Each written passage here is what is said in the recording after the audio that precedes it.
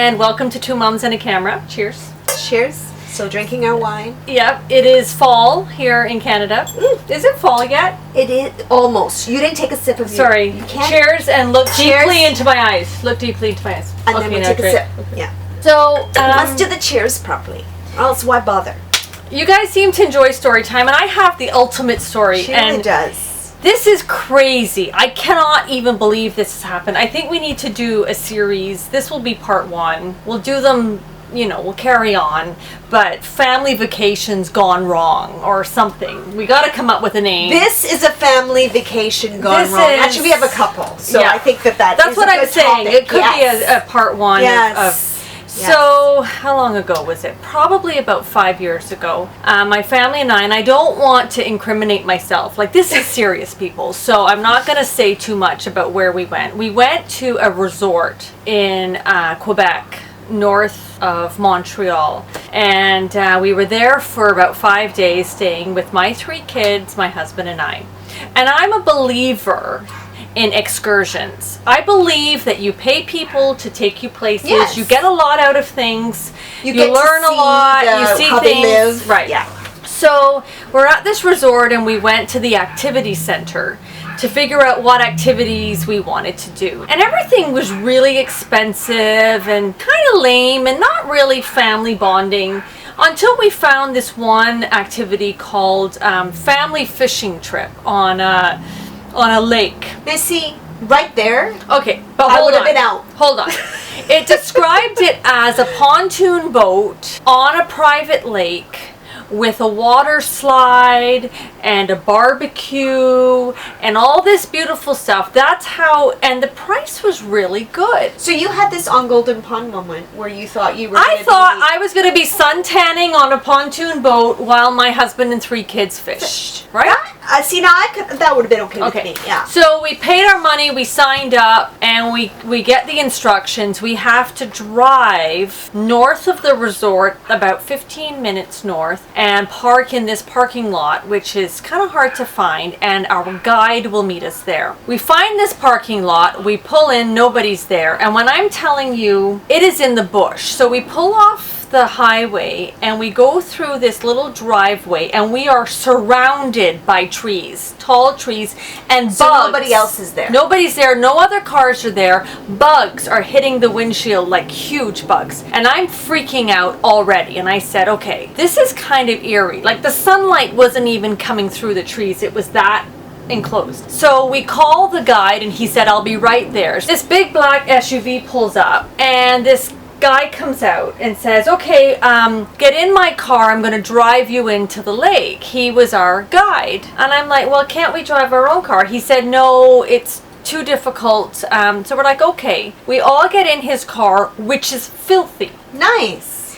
And he starts to drive us along this path. Now, at this point in time, do you not feel... Yes, I do. You know how they say you have these, like, hairs that come up the back of your neck? And alarm bells are going off. Alarm bells.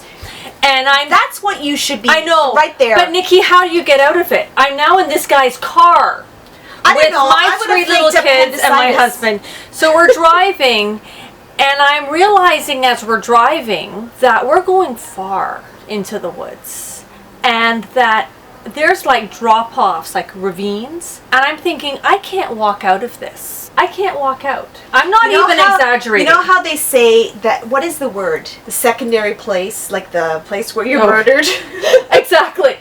There's a word. I can't, it's not coming to me right now. So we're in this car, we're driving, and you think that would be bad enough, but it actually gets worse because he starts talking about politics in Canada and how there was a referendum in Quebec and how close we were to a civil war, and how he's not afraid because he has lots of weapons and he has a lot of friends with weapons.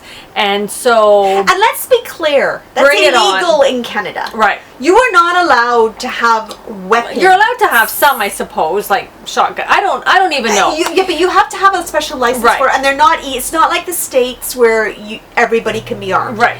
You can't. It's not allowed. Okay. We're not used to that. So right then, my second alarm bells are going off. I'm like, okay, this guy is a nut. But what am I going to say? So we get to his cabin, and I'm gonna say it was nasty. It was really nasty. And we're on his boat now, and we're fishing. There is no fish. It starts to rain. The boat is nasty. He has no snacks for us. Luckily, I packed sandwiches. I end up feeding him. Okay, we've paid for an excursion. I'm feeding the guide. But it's good that you feed him. At least you're bonding with him. You know when you feed an animal, Right? They bond with you. you want to know that he's responding well. Whilst on the boat, remember, we've already talked about politics. Now we're going to talk about religion on the boat. So this guy starts bringing up religion, and Is he religious? He's very radical, very religious. Tom Jones kind of.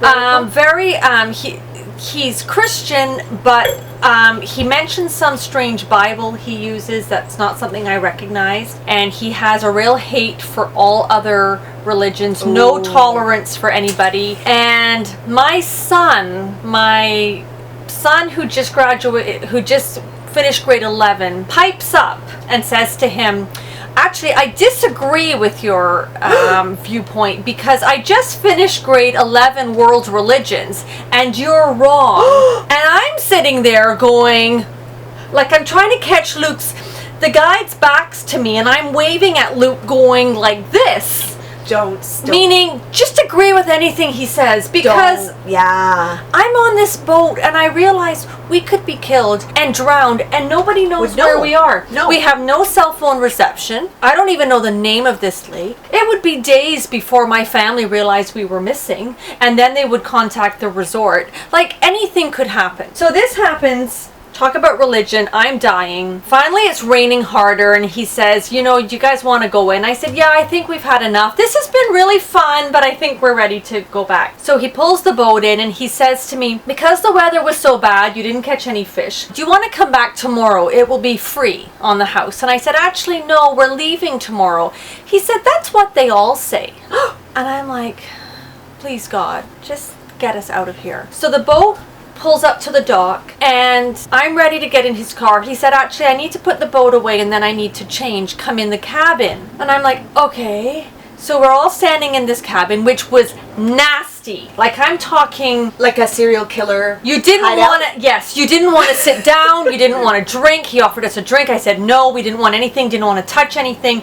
And he's changing. And as he's changing, I see Luke, my son, who was arguing religion with him, backing up against the kitchen counter very mysteriously. And I'm like, Luke, what are you doing? He's like, Mom, this guy's freaking me out. I'm just going to stand by these knives. And I turned around, and he's got the butcher block of knives. So Luke is standing close to the knives. Luke is autistic. For him to pick up that this guy was kind of freaky, that's saying something. And Luke is not the kind of person who's normally stressed. No. In fact, he's the opposite. He's very relaxed, and yes. So I've got my son scoping out weapons in this house to defend us, but luckily didn't need it. We got in his car, he drove us out. We were all shaking. We stopped for soup and to get warm and to eat something, and we were shaking. I was so upset. We get home from this trip. We drive 12 hours home. You must have been like, thank you, Lord, we're out of there. We actually said a prayer when we got in the car. We get home, and I decide that I have a moral responsibility to let the resort know what happened. I'm not a complainer. I don't complain about things, but I think I don't want anyone else to go through this. So I wrote a long email to the resort. I explained how uncomfortable we felt, how he was discussing religion and politics with us, and he had very strong views. He mentioned weapons and everything, and I said it made it very uncomfortable. And the response I got back from them was basically, we wanted you to have an authentic experience. That's a little too authentic. So we stand by this guy. We've had no complaints about him, blah, blah, blah. People were afraid of their lives. So, guess what happens? I decide I'm going to let this go. Well, you did your moral duty. I did. You reported how you felt. That's all you could do. A month later, I'm at work and my cell phone rings and I pick it up. It's a representative from the resort saying that the guide who had taken us on this trip had recently murdered somebody at a political rally, and that he had attempted to murder this politician, but ended up killing one of her handlers or stagehands and injuring somebody else. And he was in jail. And he said, I'm not sure if the police are going to contact you, but we have on record that you've complained about him. My blood went cold. Like, I have never all felt your feelings everything. were right. And you were then bang on. when I read more about it, they found I think it was over 80 weapons, guns, various guns, shotguns, handguns, things in his cottage. That cabin where we were was stocked with weaponry, which is what he used to gain access to this political event. And he's still in jail now. He's not cooperating with his lawyer. He refuses to talk to a woman lawyer because she's a francophone. So our instincts were correct, and as a mom, I have to tell you, if it doesn't feel right, don't do it. Stop. Just go Just back. stop. The minute you got to that parking lot, I should have hightailed it out of there. I don't like this. Yeah. You know what, guys? Don't second guess how you feel. When people talk about those alarms and the hairs on the back of your neck, don't ignore those things, because you know what? Chances are you're bang on. And you know what? I would rather say, you know what, I was wrong and I feel like an idiot than to actually be right and stuck in a situation. You endured hours. It was about 4 or 5 hours. That's it. That's my story. It is a true story. I couldn't make that up if I wanted to. If you tried to. If I tried you would have to. liked to have been able to make that up. It was That's just- horrifying, and I definitely learned a lesson. But we do have more stories to tell, so stay tuned. We'll do family vacations gone very wrong. Gone wrong. I can think of a few. I can think of some too. Thanks for watching. I'm glad you're alive. Oh, I am too. Thanks for watching. Cheers to this tingly spider sense that goes up the back of your neck. Listen Pay to attention. Listen to it. Cheers. Bye.